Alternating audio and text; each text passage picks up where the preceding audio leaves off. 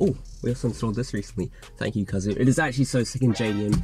I would love to pronounce what it's called, but I know I'll butcher it. Anyways, let's talk to today's video, because we're in today's video. Bruh. So, if you've driven your Mazda Speed 3, which, I mean, I hope you have, you'll notice that in first and second gear, it feels quite a bit slower than when you shift to third.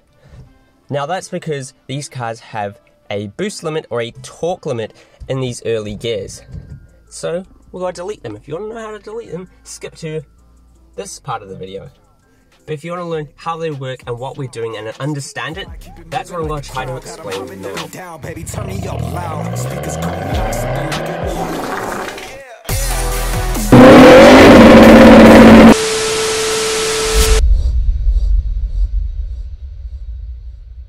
If there's some inaccuracies, I'm really sorry. I'm doing my best. I'm not a big brain, you know? Bruh. Anyways, Mazda Speed 3s have two sets of torque limiting softwares. One of them is torque limiting via your gear. So this means in first, second, and even third gear, the car will limit your torque. Now this is to prevent torque spikes, which will cause, you know, torque steer and wheel spin. The only way to delete that is by getting a tune, so yeah. The second one is torque limiting via SWAS. Some people think that SWAS does control the car and limit torque. It doesn't. SWAS is simply only the steering wheel angle sensor. It's a sensor and nothing more.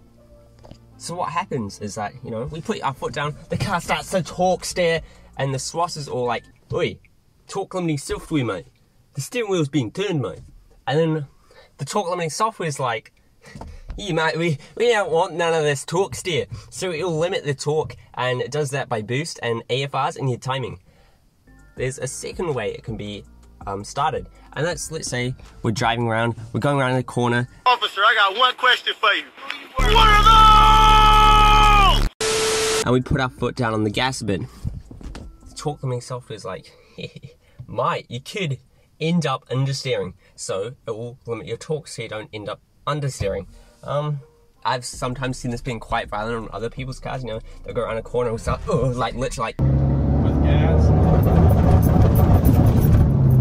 Personally, I think if you go around a corner, you should know it's a front wheel drive car, probably don't accelerate too much, but whatever. And personally, I'd like to feel this car ripping my head off with torque steer and wheel spin in the first gears, because that's fun. It may not be fast, but it is fun.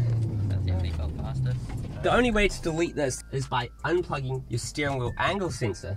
This means your poor little torque limiting software won't ever know when the steering wheel is being turned, so it won't ever activate. What that means is we get more power in first and second gear, and trust me, it's actually, especially in first, it is super noticeable. Like, oh, it's awesome, and it's free. Let's freaking go, mate.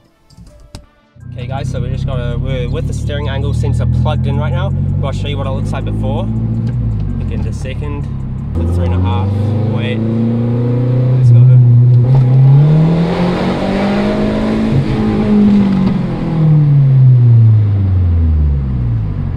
Sick! Oh, spat everywhere.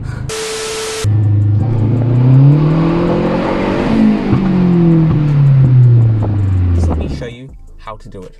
First step is to take this plastic off.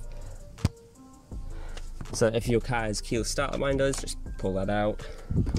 Second step is to undo the screws.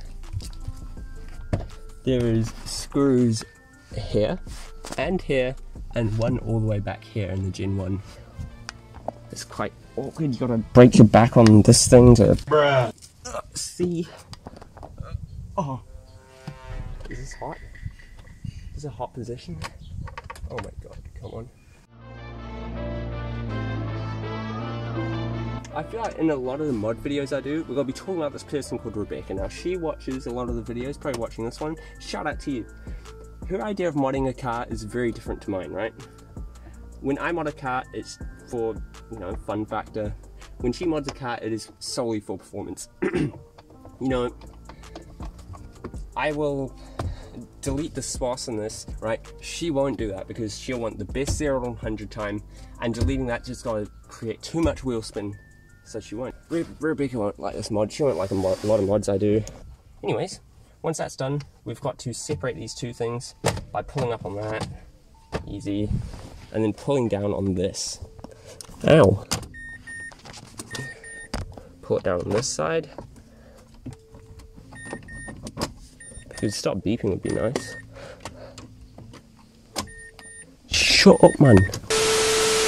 But yeah, as you can see, I've already unplugged it because I filmed it the first time and the camera just decided to overheat and delete the video, so yes, thanks a lot, mate. Anyways, so this plug here, you gotta need to unplug. It's plugged into this part right here. So just, yeah, unplug that. That's your steering wheel angle sensor. It's unplugged. Your car will no longer know when it is steering, okay? So when you put your foot down, it won't know that's torque steering. It won't limit your torque. It won't limit your boost, and it's gonna be so much fun. And once it's unplugged, very easy. Clip it back together. Make sure it's all lined up. This side, easy. And now it's gotta be on to doing the screws. Man, camera, if you overheat again and you delete this video, I'm going to literally throw. I would throw you off the bridge, but it's I'm gonna just then go out and have to buy a new phone. So you get pissed off at something for not working and you want to frickin' destroy it, but you can't because then you have to buy a new one. And why am I getting punished? For it being And now let's see if it's worked. I had no check engine lights or anything on before. As far as I'm aware, we should now have one new light. Oh, why's my window wipers on?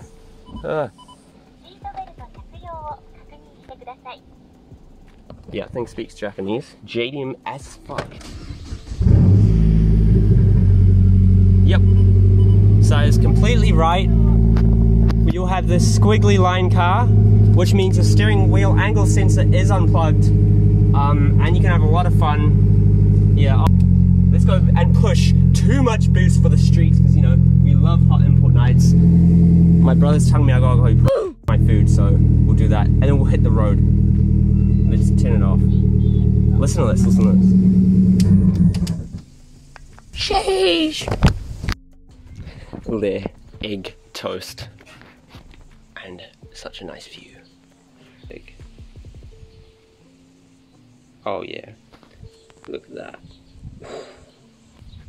Let me eat now. Man, all the eggs going on the plate, it's not going on the bread. Come on. The goods have been consumed, so. Okay guys, so we got this SWAS unplugged now. I'm gonna show you the difference. We're gonna start in first gear, then do a second gear, okay? Wow! Holy! Okay. Wow. Yeah, that, what do you think before, Hayden? Like it felt a bit faster, but not that much. But that time just then, yeah. Oh my god! There was so much more torque there, that was sick. Let me do the windows up. Yeah. Okay, we're in second gear.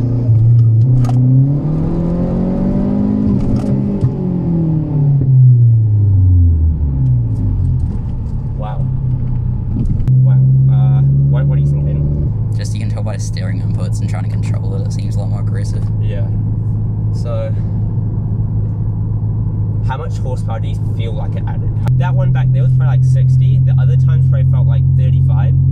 So, yeah.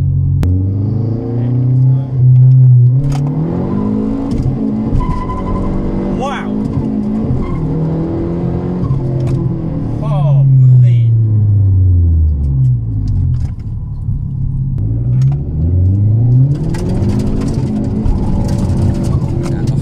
Whoa! That definitely felt faster. Huh? That felt a lot faster. Yeah, let's blow off out.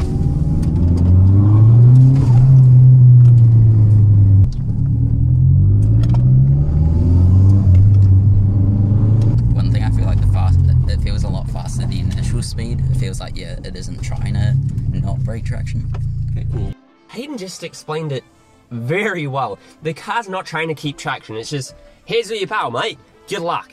And it just lets it all loose. It is so good. You know, in first gear, it feels like it could be, you know, an extra 50 horsepower. Shifting to second, feels like it's, you know, maybe 30 more horsepower. Going to third, and it's like even an extra 10 horsepower. It is awesome. If you like your Mazda Speed for the drama, you know, wheel spin talks and all that, definitely do this. I reckon it's one of the best mods you can do with these cars, and it's free. Like, yeah. Follow me on Instagram. You'll see. I'll see you next time, and you'll see me next time. And yeah, see you then.